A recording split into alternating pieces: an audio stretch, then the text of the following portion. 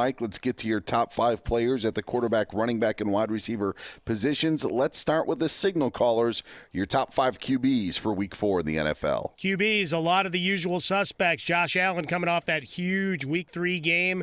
You look against Houston. Houston's been fairly solid, just 20 fantasy points per game to opposing quarterbacks thus far. I'm expecting in the run game, Lovie Smith will have a game plan, but Allen to make a play with his leg, maybe dive in for a score for you, and we're seeing that rounding out of the offense as it is. We'll get to one of those principles in a minute.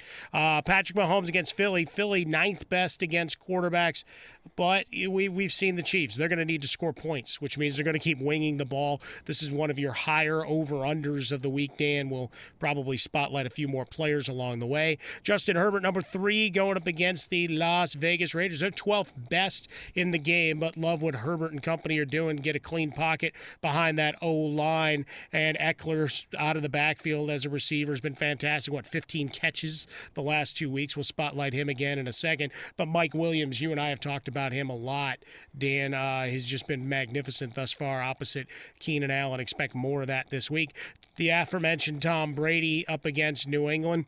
I have no idea what to expect. I would love to see New England figure it out and Bill Belichick gets to ride off on the players' shoulders. But, I'm a realist. That ain't going to happen. And number 5, Russell Wilson going up against San Francisco. Opportunities against that banged-up secondary.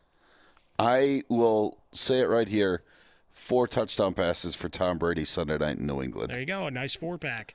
Let's get to the running backs, your top 5 running backs for Week 4 in the National Football League. Derrick Henry continues to run downhill, and he'll also be aided by the fact that all the wide receivers are hurt, so he'll just carry everybody to him as far as he can, right? Third most fantasy points allowed to opposing running backs from the New York Football Jets. Alvin Kamara going up against the Giants, active in that passing game again. Look for him to have a heavy workload as they play ground control. Number 3, Austin Eckler, mentioned him before. Again, middle of the pack against running backs are the Las Vegas Raiders, but we're looking at 16 touches a game, back-to-back games with at least 100 total yards and those 15 receptions the last 2 weeks. Feeling pretty good. Deandre Swift, why? Because I'm banking on him to break one run. That's it. Bears are solid defensively. They just it's hard to tackle when you're tripping over your tongues because you've been on the field a lot. But he's averaging about 100 rushing yards per game, right? That's what the Bears are giving up, I should say, right now. So you've got an opportunity there. Yeah, you'll have some Jamal Williams, but I'm looking for the Lions. Slight underdogs against the Bears to be game, but a big workload for Swift to try to shorten this thing. And then you've got Naji Harris. This is a good spot for him against Green Bay. Again, muddled mess. And then when you try to break through the noise, because what are we doing? We're reaching for home runs. We're looking for guys to break out. And Green Bay, without much of a pass rush, I think you can get against them on the run. 20th against running backs thus far, but he's also active in the passing game, and I think that's where he can make some hay. I'm not going to go foolish and start putting Big Ben on any ninja lists anymore. I'm just going to send him a bottle of Ben Gay, and we'll move from there. The Kamara second, I think a lot of people overreacted with his bad game that he had against Carolina in Week 2. People kind of freaked out a little bit. Had a bounce back last week against New England, and like you, expect that to continue against the Giants. All right, let's get to the pass catchers, the wide receivers, top 5 for Week 4. Any guy that can basically get knocked out and knocked flat on his ass and come back to catch 2 passes to help secure a last-second win goes to the top of the list. Hi, Devante Adams. You're the man going against Pittsburgh. Might be a little bit of a different game if T.J. Watt's going to be ready to go. Did practice midweek, so we'll keep an eye on that, and maybe that changes things up. But whatever. When you're targeted 15-plus times a game, opportunities knock time and time again. They need to figure out who's going to be the number 2 in that offense, but we're not talking about fixing them. We're looking for fantasy points. Number 2, Cooper Kupp.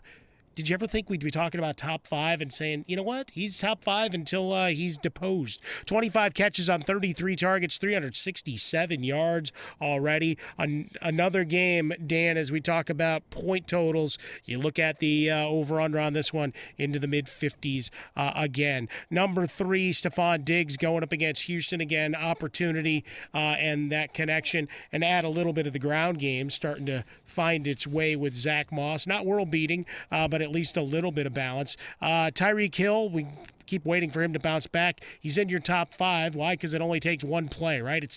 It only takes one. 197 yards week 1, just 70 the last 2 weeks combined, Dan. Philadelphia number 1 against opposing wide receivers. But as I said before, we've got a game that on paper sets up to be a score fest. We'll see how that displays. And then DJ Moore. That's right, a little surprise in the top 5. 22 catches on 31 targets thus far, 285 yards. You've got Dallas, 6th most points allowed to opposing wide receivers. And, highlight of things to come. Sam. No McCaffrey, a lot of DJ Moore in week 3, expecting more of it in week 4. 2 quick things. Cooper Kupp leading the NFL either by himself or tied in those top 3 categories. He did appear in the NFL MVP pyramid this week at number 9 through 3 weeks. Cooper Kupp, yes, the second Ram on the pyramid. Who's the other? You'll have to go to @Dan Beyer on Fox to find out. And then the other thing about Stephon Diggs being on this list, and it kind of relates to one of your top quarterbacks or your top quarterback for week 4, and that's Josh Allen. I know there's some bumpy roads the first 2 weeks, but everybody kind of seems to be getting involved. And when we say everybody, it's not just Stephon Diggs. It's Cole Beasley, Emmanuel Sanders with a bit of a breakout. You mentioned Zach Moss as well as getting some love.